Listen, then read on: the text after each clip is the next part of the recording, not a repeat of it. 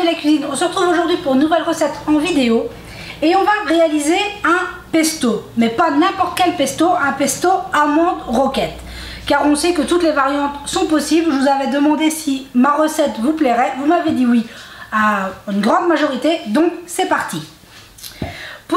On aura besoin d'un mixeur. Ici j'ai pris mon petit mixeur, c'est plus facile pour vous montrer à la vidéo. Dans notre mixeur, je vais venir mettre 100 g d'amandes. Ici elles sont en poudre, mais on pourrait les mettre mondées comme vous voulez. Moi, pour faciliter le travail de mon robot, je les mets en poudre. 80 g de parmesan. Hop.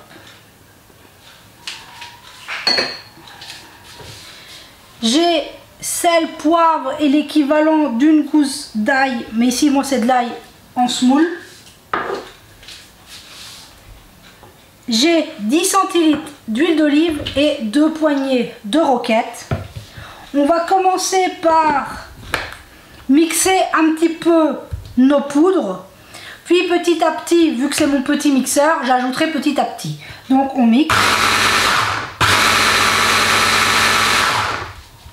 Juste pour que ça se mélange. Je vais venir petit à petit ajouter ma roquette. Je vais en mettre la moitié avec la moitié d'huile. Et je vais mixer. Ça va prendre un peu de temps parce que c'est mon petit mixeur. Mais vous allez voir que ça se fait très bien quand même.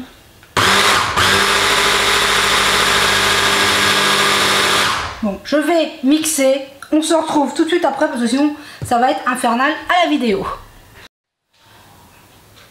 Et voilà, je vous reprends. 2 minutes plus tard, ma première partie de roquette a été mixée. Donc maintenant, on va tout simplement rajouter le reste. Et là, le dernier, ce qui nous reste d'huile d'olive. Et on n'aura plus qu'à mixer jusqu'à temps que tout soit bien mélangé.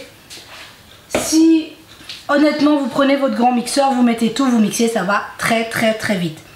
La recette originale, ici je fais amande roquette, mais c'est la même base. On mettrait des pignons de pain et du basilic. Ici c'est ma revisite du pesto, parce qu'on n'est pas obligé de le faire à la manière plus classique. Donc je mixe et on se retrouve tout de suite après. Et voilà, je l'ai mixé pendant, allez, même pas 1 minute je pense. Hop, j'enlève le couvercle. On voit qu'on a un beau pesto. Maintenant, tout reste à déterminer quelle texture vous voulez avoir.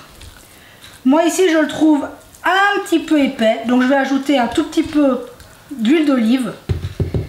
Mais tout dépend de l'utilisation qu'on va en faire. Moi il va être fait parce que j'en fais pour réaliser un cake salé et pour faire des pâtes. Mais après tout dépend de ce que vous voulez en faire. Moi des fois ce que j'aime beaucoup faire c'est un filet de poulet que je coupe. Je viens le farcir de pesto, donc là cette texture là serait juste parfaite. Donc là je réajuste ma consistance avec un filet d'huile d'olive et on se retrouve tout de suite. Et voilà, j'ai rajouté on va dire 2 centilitres d'huile d'olive, donc au final 12 centilitres pour ma recette. Et regardez, je l'ai mis en pot, regardez-moi ce magnifique pesto. Et cette odeur roquette, huile d'olive, amande, c'est juste merveilleux. Mais comme je vous ai dit, si vous voulez le faire de manière traditionnelle, pignon de pain, basilic, avec le parmesan, l'ail et l'huile d'olive, tout pareil. C'était une recette qui m'a été demandée, j'espère qu'elle vous aura plu. Sur ce, j'espère qu'il fait très beau chez vous. Ici, on a un beau soleil, il fait très chaud, c'est très agréable. Que tout se passe bien pour vous, que vous allez bien. Ici, ben, ça suit son cours.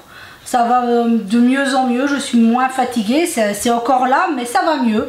Donc petit à petit, tout va de mieux en mieux. Donc j'espère vraiment que tout va bien pour vous parce que vous êtes une communauté merveilleuse, vous êtes toujours là. Merci, merci, merci à vous, vous êtes extraordinaires, je ne vous le dirai jamais assez. Donc sur ce, j'espère que cette vidéo vous aura plu et on se dit à très vite pour la prochaine vidéo.